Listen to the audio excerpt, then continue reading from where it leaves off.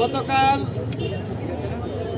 গণ অধিকার পরিষদের সভাপতি নুরুল হক নূর সহ আমাদের শতাধিক নেতাকর্মীকে কিভাবে রক্তাক্ত করা হয়েছে সেটি আপনারা দেখেছেন।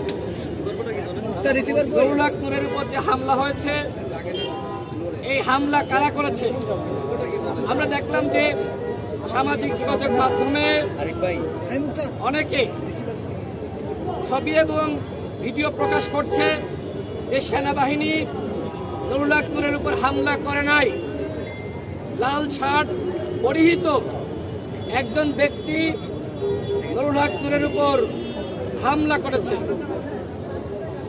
মূলত যে ভিডিও তারা প্রকাশ করছে সেখানে যার উপর হামলা করা হচ্ছে সাদা পাঞ্জাবি পরিহিত, তার নাম সম্রাট, সে আমাদের ছাত্র অধিকার পরিষদের কেন্দ্রীয় নেতা।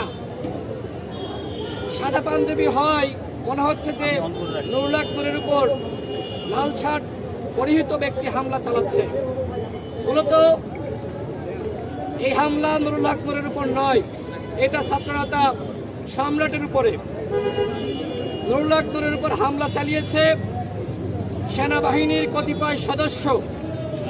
আপনারা দেখেছেন সেনাবাহিনীর একজন সদস্য লাঠি দিয়ে নুরুল হক নূরের বুকে খুঁচা মারছে এবং সেনাবাহিনীর সদস্যরা, আমরা যে সাংবাদিক সম্মেলন করছিলাম সেখানে এসে সেনাবাহিনীর সদস্যরা, নুরুল হক নূর, আমি সহ যারা সেখানে উপস্থিত ছিলাম, আমাদের উপরে সেনাবাহিনীর সদস্যরা হামলা চালিয়েছে।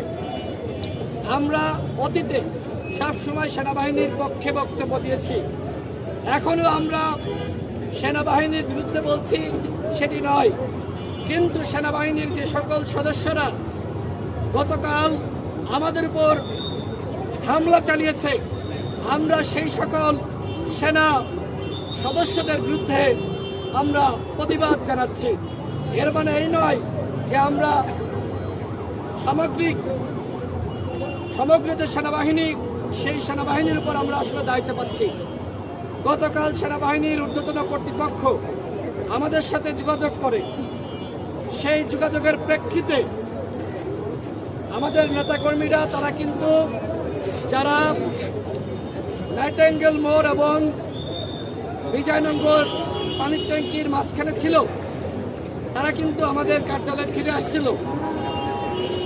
কিন্তু সেনাবাহিনী এসে আমাদের কার্যালয়ের সামনে এইভাবে হামলা চালাবে, সেইটা আসলে অত্যন্ত অনাকাঙ্ক্ষিত।